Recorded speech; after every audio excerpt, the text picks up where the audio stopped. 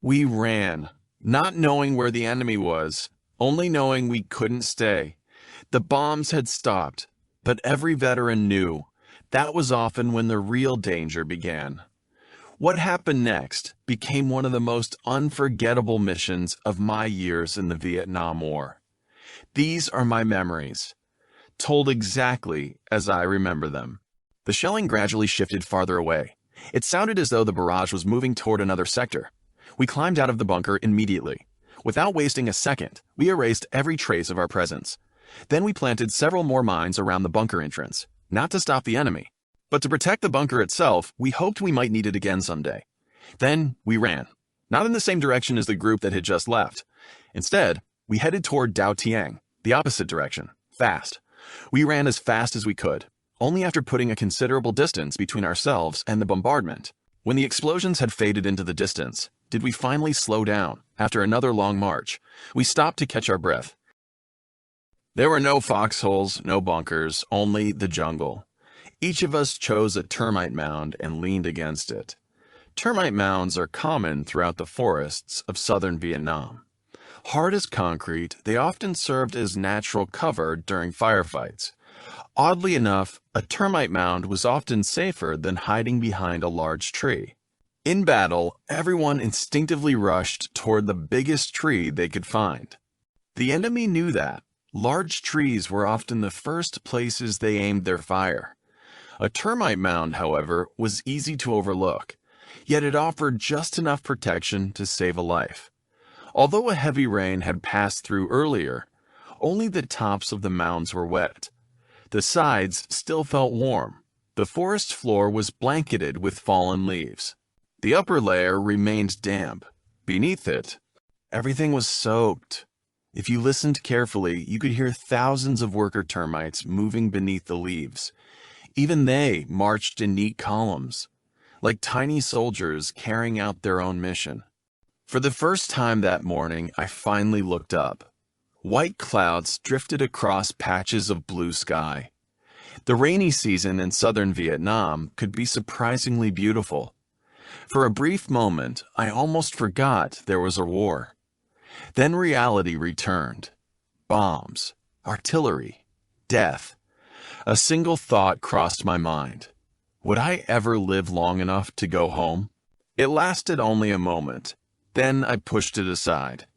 We still had to survive the day. Our resting place happened to be beside a narrow jungle trail. Suddenly, we heard the faint clink of metal. Instinctively, all three of us flattened ourselves against the ground, peering through the trees. I recognized a column of our own main force soldiers moving quickly along the trail. They carried mortars, recoilless rifles, and heavy machine guns. They weren't commandos. Years later, I learned they belonged to Cong Chunk 7, Combat Group 7, a North Vietnamese main force formation operating in southern Vietnam during the war. We remained perfectly still. More than an hour passed before the last soldier disappeared into the jungle. My body had become stiff from lying motionless. I was just about to signal the others to move when Du suddenly raised his hand. Then, without saying a word, he pointed across the trail. I turned to look, and in that instant, my heart nearly stopped. Across the trail, about 50 or 60 meters away, someone wearing a grass camouflage suit was crouching in the undergrowth. At first, I couldn't tell exactly what he was doing. He seemed to be operating a field radio, sending signals. Then I realized he was an enemy scout. Only then did we truly appreciate how effective Ant 2's grass camouflage had been. Sitting perfectly still against the termite mounds, our camouflage blended so completely with the jungle that we were almost invisible. I had no idea when the scout had arrived, but one thing was certain: he hadn't seen us. We were much closer to him than he could possibly imagine. Then another thought crossed my mind. What if he had arrived before we did? If that had been the case, he probably would have spotted us long ago. He would have had the advantage, and the three of us would likely have been dead before we ever realized he'd found us. Even we hadn't noticed him. If Du hadn't caught that tiny movement across the trail, none of us would have known he was there. We had come within seconds of walking straight into death. Now came the difficult part. What should we do? Shooting him would have been easy. One shot and it would be over. But was he alone? Where were his teammates? If we fired, would the gunshot bring enemy troops rushing toward us? There were too many unknowns, too many risks. I quietly signaled Tai, and then Du. Stay calm, we're taking him alive. Neither of them asked a question. They simply nodded. They understood exactly what I meant, and together, we began to prepare. In the distance, the bombing around Lei Hung and Lei Ke still rumbled across the horizon. But here, the jungle had fallen silent. Once again, the narrow trail lay empty. Not a single person in sight. Perhaps that was why the enemy scout finally stepped out from his hiding place. He wasn't being careful anymore. He thought he was alone. He was wrong.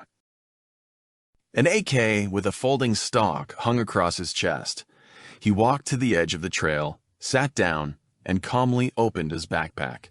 Inside was a day's worth of rations, freeze-dried rice, an oval can of mackerel, a packet of meatballs, some candy, and a small alcohol stove. The compact stove was similar to what many people today would recognize as a portable camping stove. He spread everything out on the ground. Then he took out his American canteen, filled a metal cup with water, and lit the stove. A few moments later, the rich smell of coffee drifted through the trees. There was no doubt anymore. He was a reconnaissance scout. What surprised us was something else. He never called for anyone. No teammates, no security, nothing. He was operating alone. Normally, enemy reconnaissance teams worked in groups of 2 or 3. Why was this man by himself? Even today, I still don't know. In the distance, the bombing around Lei Hung and Lei Ke still rumbled across the horizon. But here, the jungle had fallen silent. Once again, the narrow trail lay empty. Not a single person in sight. Perhaps that was why the enemy scout finally stepped out from his hiding place. He wasn't being careful anymore. He thought he was alone. He was wrong. An AK with a folding stock hung across his chest. He walked to the edge of the trail, sat down, and calmly opened his backpack. Inside was a day's worth of rations, freeze-dried rice, an oval can of mackerel, a packet of meatballs, some candy, and a small alcohol stove. The compact stove was similar to what many people today would recognize as a portable camping stove. He spread everything out on the ground. Then he took out his American canteen, filled a metal cup with water, and lit the stove. A few moments later, the rich smell of coffee drifted through the trees.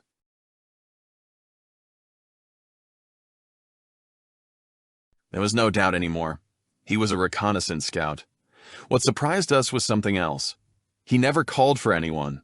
No teammates, no security, nothing. He was operating alone. Normally, enemy reconnaissance teams worked in groups of 2 or 3. Why was this man by himself? Even today, I still don't know. Tai was the closest to him, only 30 or 40 meters away. Without making a sound, he carefully laid his B-40 launcher and 5 rockets on the ground. B-40 was the Vietnamese designation for the Soviet RPG-2 anti-tank rocket launcher. Then he slowly drew his K-54 pistol and quietly thumbed back the hammer. He looked at me, a small nod, ready. I turned to Du. I signaled for him to stay back, cover us, and be prepared to fire only if enemy reinforcements appeared. Du nodded. He understood. Then, Tai and I began crawling toward our target. Slowly, patiently, without making the slightest sound. Just as the scout lifted the metal cup to his lips, we struck. He reacted instantly. His hand shot toward the AK slung across his chest. But before he could chamber around, Du fired a short burst. Bang, bang, bang. Not to kill him, only to shock him.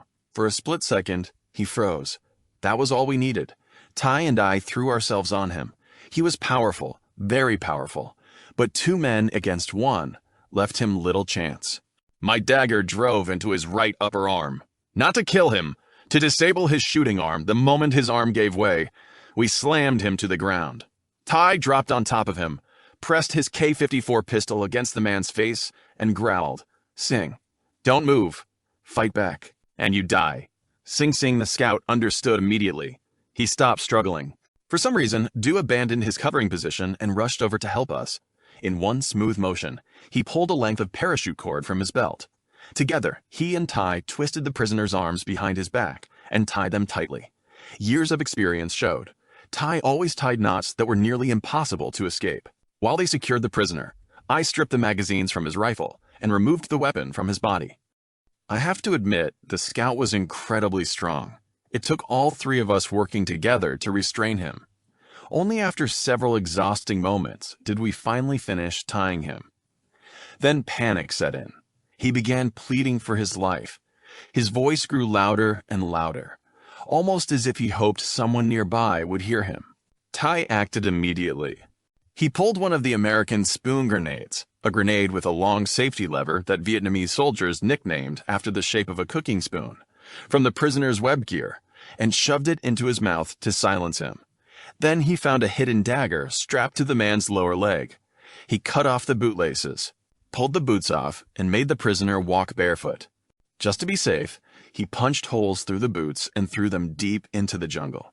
No one was taking any chances. We cleared the area as quickly as possible. Everything the scout carried went back into his own backpack. Everything except the radio. Ty picked up the scout's entrenching shovel, smashed the radio to pieces, buried the broken parts in a muddy puddle beside the trail, and covered them with earth. We had learned long ago that whenever you captured an enemy alive, you assumed someone would come looking for him. The less they could recover, the better. Then, Du blindfolded the prisoner. He packed gauze into both ears so the man couldn't hear what we were saying. Only after that did he bandage the wound in the prisoner's arm. As he wrapped the bandage, Du couldn't help muttering, "Damn it, if you just stayed still, you wouldn't have been stabbed." My knife had gone in deeper than I intended. The bleeding was heavy. I knew it hurt, but in that moment, it had been the only way to end the fight quickly. Otherwise, we might still have been wrestling with him. After erasing every trace of the struggle and destroying anything we couldn't carry, we moved out again. Du walked in the middle, leading the prisoner. Ty and I kept our distance, about 10 to 15 meters apart.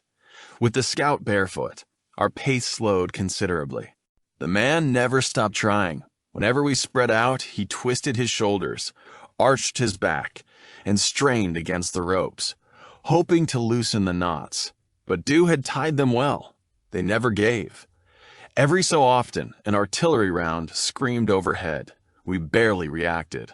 The prisoner, however, would suddenly throw himself to the ground, rolling over and over as though trying to avoid the shells. He wasn't afraid. He was trying to loosen the ropes. Unfortunately for him, every roll only tightened the parachute cord even more. Instead of escaping, he was tying himself up. Each time we stopped to rest, we gave him water. The moment the grenade was removed from his mouth, he immediately began shouting at the top of his lungs. Ty shoved it right back. In the jungle, a human voice carries a very long way. We couldn't take that risk, even with both hands tied behind his back. The scout kept looking for opportunities. Whenever we rested near a large tree, he quietly rubbed the ropes against the rough bark, trying to wear them through.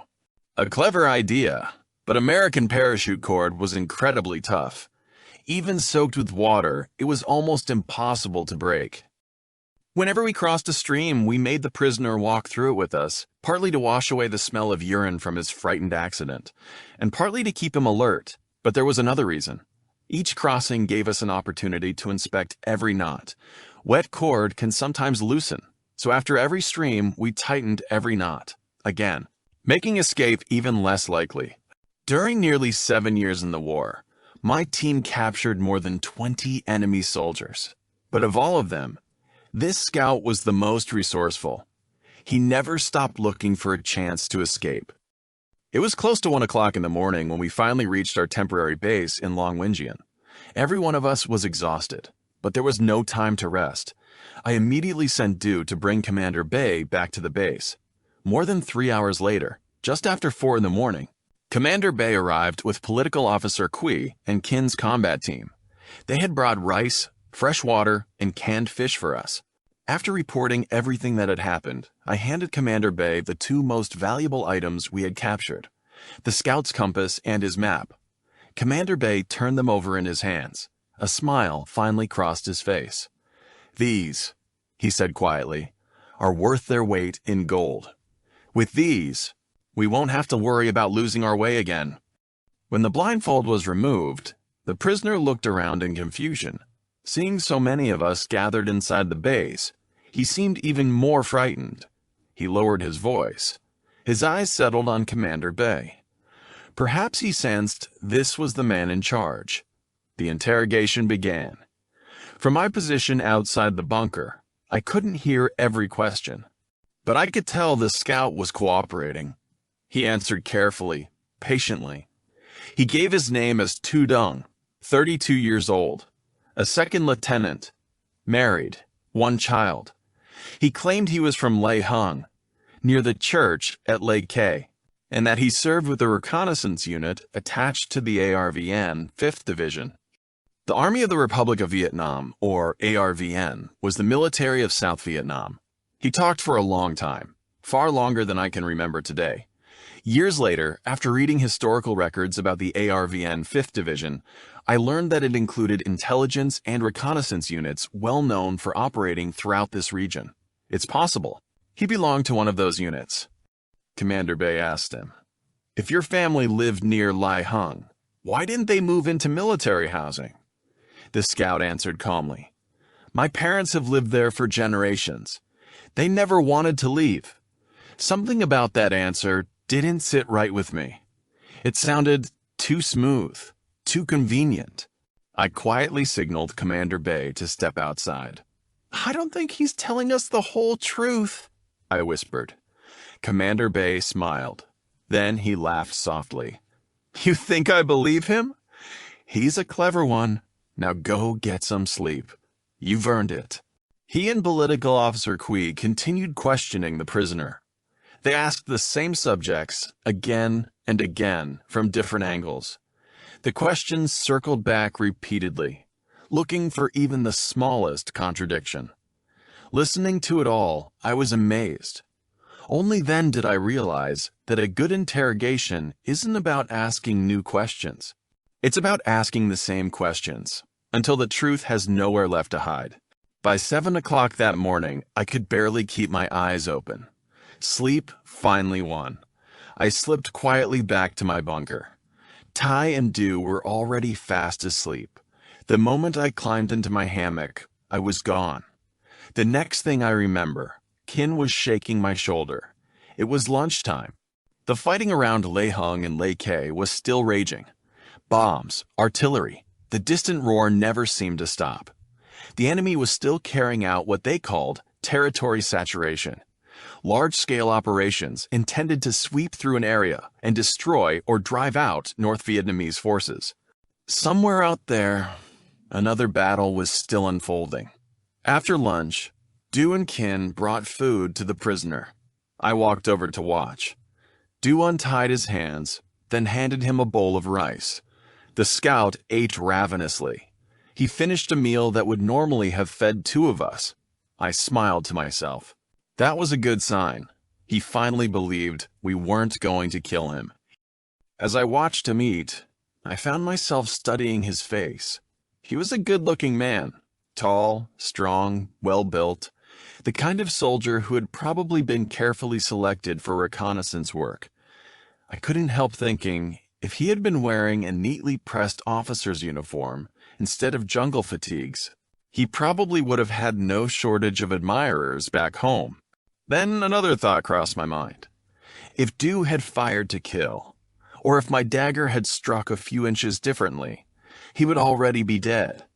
His parents, his wife, his child would have spent the rest of their lives hating the Viet Cong.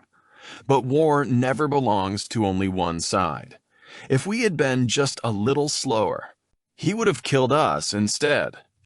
And if the fight had been fair, 3 against 1, without surprise, without the advantage of the ambush, I'm honestly not sure the three of us, worn down by years of malaria, hunger, and endless marching, could have beaten him.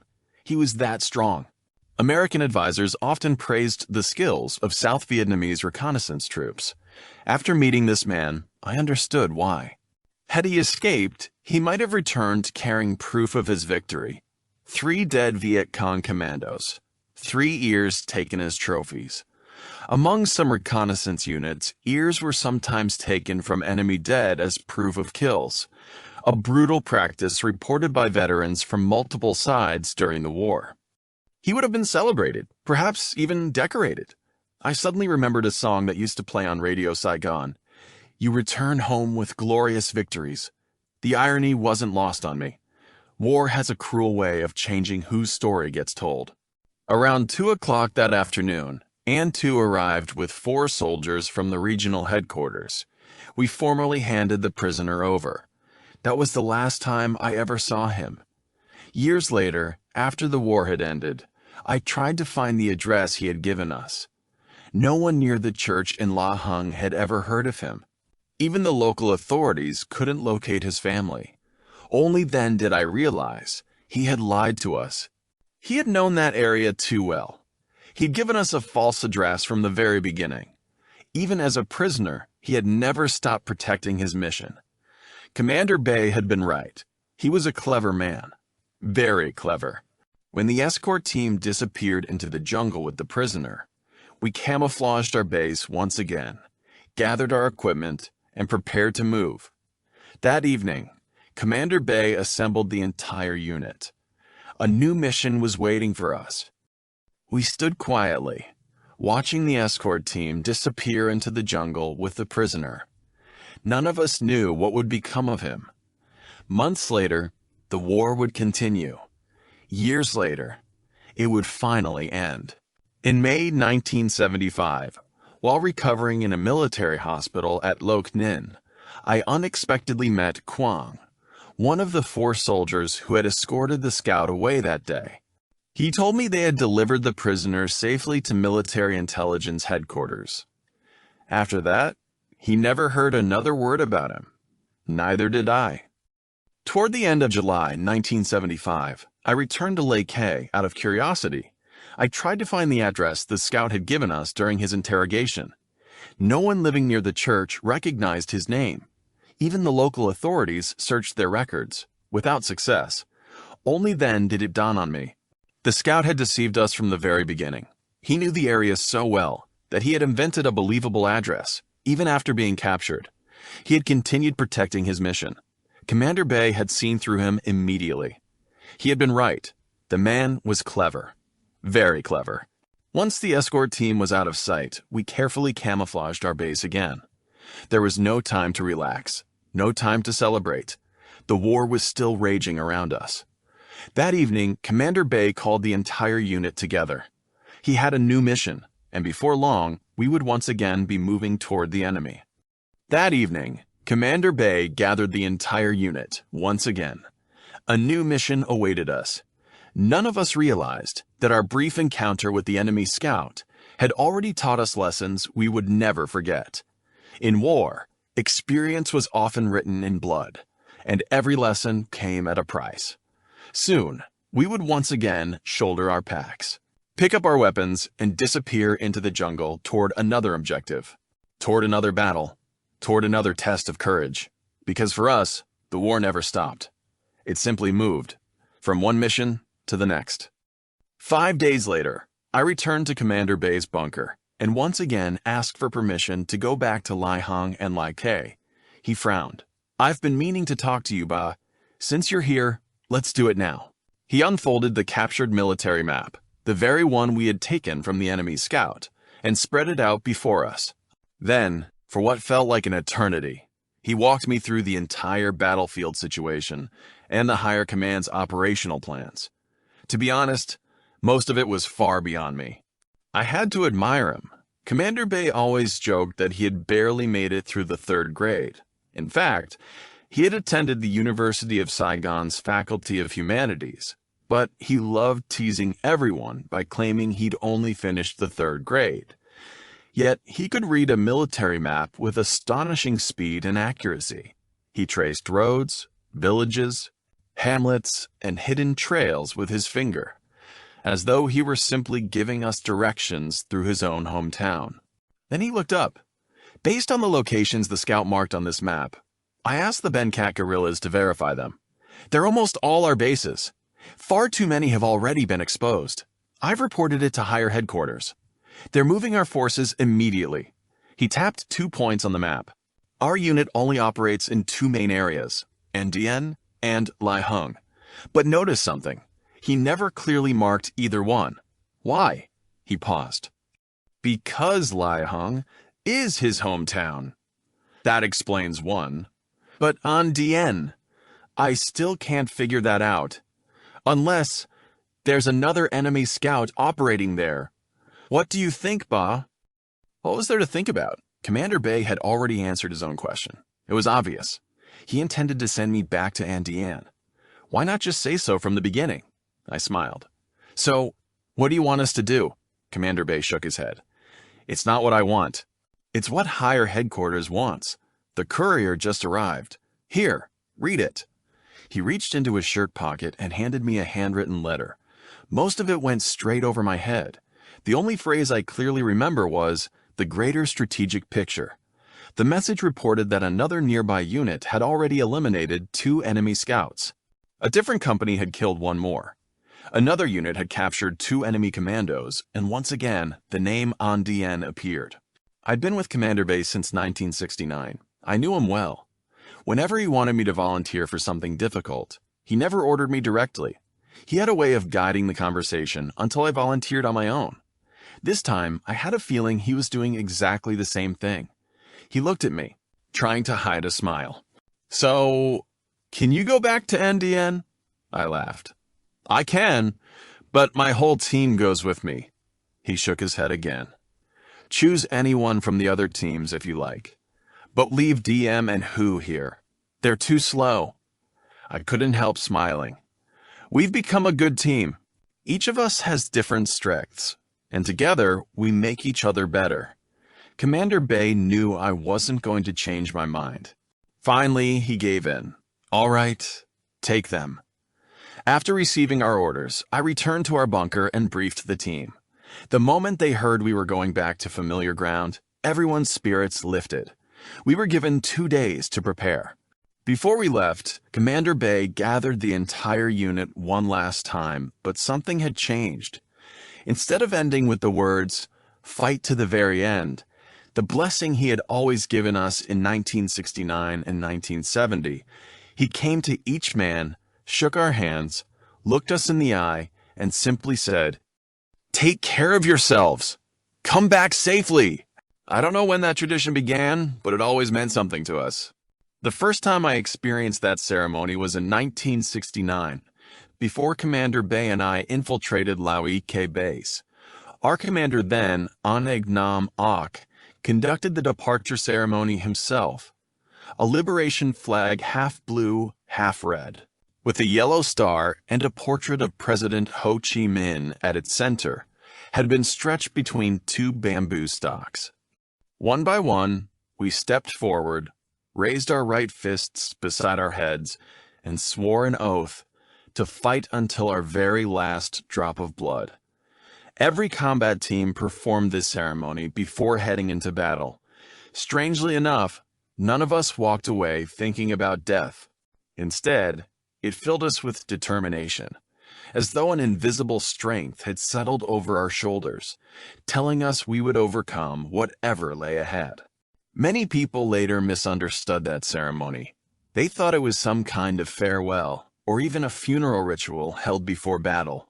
It wasn't. It was a promise to one another and to the mission.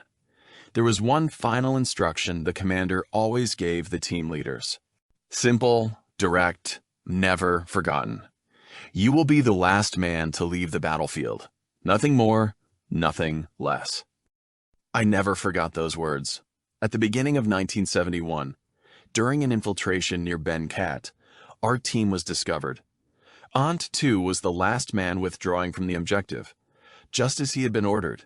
He was hit twice in the thigh by a Hunch 15 rifle fire. We waited, but he never came out. Without another word, Nguyen Van Dai and I crawled back through the enemy's perimeter to look for him. We found him near the second line of barbed wire, barely conscious. Together, we dragged him back out. After getting the wounded to safety, Long and I turned around and crawled back toward the enemy once more. Long fired 2 B-40 rockets straight into their position. Whether the enemy survived, I never knew, but we escaped. When we finally made it back to base, Commander Bay reprimanded us. He said we'd taken an unnecessary risk. None of us argued. Still, deep down, we couldn't help thinking the same thing. Those 2 B-14 rockets must have thrown the enemy into complete confusion. That was how young soldiers thought. We were fearless. Sometimes too fearless. But looking back now, I understand why commanders always insisted on one rule. The leader stays behind until every last man is safely out. If the commander abandons his soldiers first, what would those soldiers think? Whether in war or in peace, leadership begins with setting the example. Returning to An Dien this time, our mission sounded simple enough. Find the enemy scouts. In reality, it was like searching for a needle at the bottom of the sea. We had no idea where they were, no idea what they looked like, no idea whether they were still operating around An Dien or had already moved somewhere else. Were we hunting one man or an entire team? And the question that worried me most, what if they found us first? What if, instead of becoming the hunters, we became the prey? There were countless possibilities, none of them reassuring, but an order was an order, and we carried it out. After crossing the Thai Ting River, we spent an entire day hiding from enemy patrols. Only then did we finally reach our old base at An Dien. It had been more than 6 months since we'd last stayed there. We stopped about 200 meters away. No one rushed in. First, we split up and carefully searched the surrounding area. Nothing seemed out of place. Then, Du and Diem crawled into the bunker itself. Everything was exactly as we had left it. Even the mines we'd planted more than 100 meters from the bunker were still there, untouched. The base was secure, at least for now. The next task was to re-establish contact with Aunt Sao Kien's unit. Were they still at their old base, or had they already moved the following morning? I left Tai Diem and Hu behind to observe the area. Du and I headed out to find Aunt Sal. By the time we reached his old base, it was already past noon. No one was there, not a single soul. The forest had been devastated. Bulldozers had flattened trees. Bomb craters scarred the earth. Tank tracks from M48s and M113 armored personnel carriers crisscrossed the ground. Every bunker had been destroyed with explosives. Scattered among the wreckage, we found torn pieces of North Vietnamese uniforms, still relatively new, lying silently in the dirt. Where was Aunt Sal? We searched, found nothing. Eventually, we had no choice but to turn back. The entire journey home, we didn't encounter another human being. That worried me more than anything. The jungle had become too quiet. It took Du and me more than 3 days to find Aunt Sal's unit. In the end, it was Hu who remembered that Aunt Sal maintained several different base camps. Following that clue, we searched them one by one. Eventually, we found one of his combat teams at a secondary base beside a narrow jungle road. Only later did I learn it was Route CA. An Sao's main force had already relocated to Ante, about 4 or 5 kilometers from their old base. Little by little, they were moving farther south, closer to Ben Cat, Thu Dao Mat, and the Saigon River crossing toward Cu Chi. Even so, none of us believed that position would remain safe for long. The Iron Triangle, An Dien, An Tay, and An Phu had become dangerously exposed. Moving in daylight was risky. Even cooking a simple meal over a fire had to be done with extreme caution. As for defending a base, that was even worse. Enemy tanks could simply aim at the nearest clump of trees, and chances were they'd hit a bunker. Seeing the concern on my face, Ong Sao smiled. "We are only staying here for now. We'll see how things develop."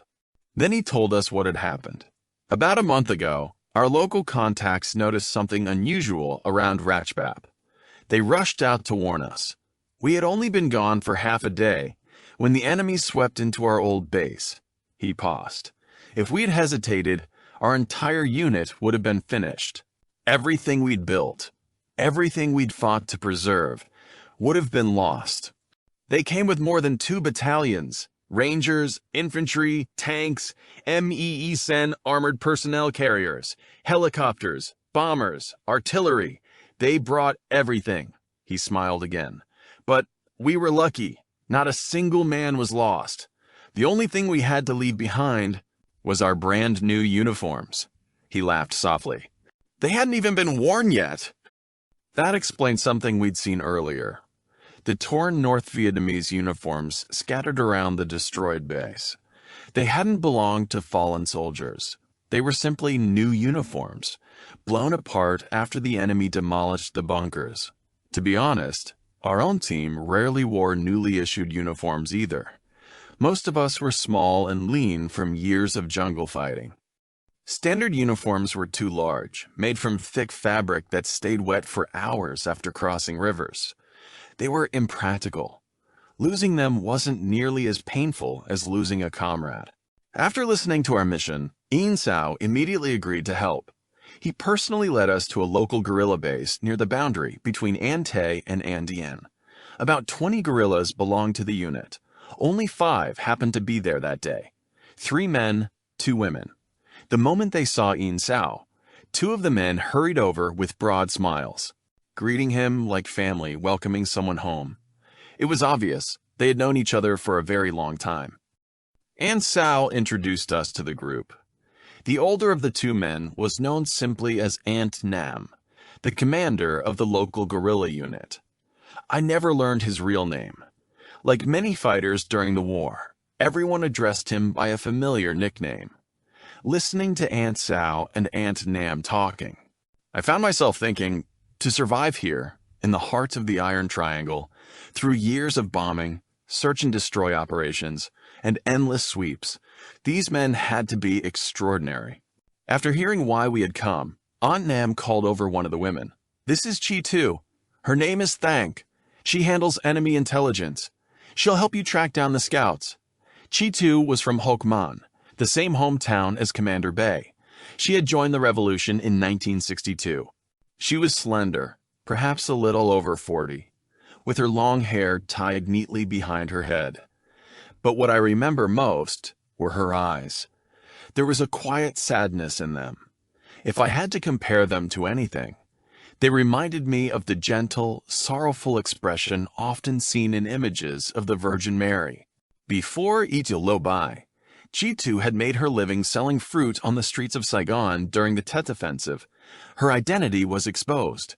She escaped to Tay Ninh. Then, in Itu Tr, she quietly returned to An Dien. To us, she wasn't simply a guerrilla. She was one of the most courageous people we had ever met, a master of clandestine work, a master among masters. Because An Sao trusted both Ant Nam and Chitu completely, I explained our mission without holding anything back, why we had come, what information we already had, and what we hoped to accomplish. After listening carefully, Ant Nam nodded. Enemy scouts don't follow predictable patterns. The area is enormous. They won't be easy to find. Chai Tu added, last month, when An Sao's base was attacked, I believe enemy scouts discovered it first. Ordinary civilians could never have found a hidden base like that. An Sao agreed. If they were commandos, we'd recognize them much more easily. But scouts, they're different. We'll have to work together. If we're going to catch them. While we discussed the operation, Du had already struck up a conversation with the younger female guerrilla. Her name was Ut Hong. She was cheerful, quick-witted, and had an easy smile. Watching Du, waving his hands as he talked, you'd think the two of them had been old friends for years. No one knew what stories he was telling, but whatever they were, they worked. Chi-Tu suddenly turned to me. "I've heard men from the north spoil their wives. Is that true?" I laughed. "I wouldn't know, Chi. I'm not married." She smiled. "So, is there someone waiting for you back home?" I shook my head. "No, that can wait until the country's reunited." She didn't say another word. She simply smiled, a smile filled with understanding. It wasn't until the end of July 1975, after the war was over, that I learned Yuta Hong was actually Chi-Tu's daughter. Both mother and daughter survived the war that day. None of us knew it. They were simply two more brave people, doing their part in a conflict that had consumed so many lives. Before we left, Du did something that still makes me smile whenever I think about it.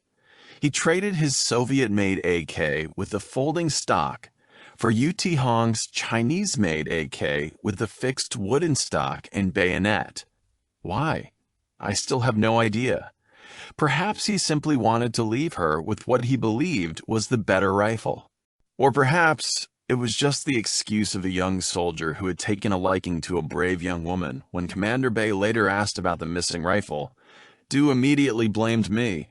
He knew about it. He agreed. What else could I do? I quietly accepted the blame. But Commander Bay knew us far better than we realized. Later, when we were alone, he smiled. "It wasn't your idea. It was DU's." I know. I couldn't help laughing. At least, I told myself, we'd done one good thing. That evening, we left the guerrilla base and returned to Andian. Ahead of us lay another difficult mission. We still had no idea where the enemy scouts were hiding, or whether they had already found us. For now, all we could do was prepare and wait. Thank you for joining us for another episode of Vietnam War Memoirs. These memories belong to those who lived them. Thank you for helping preserve them.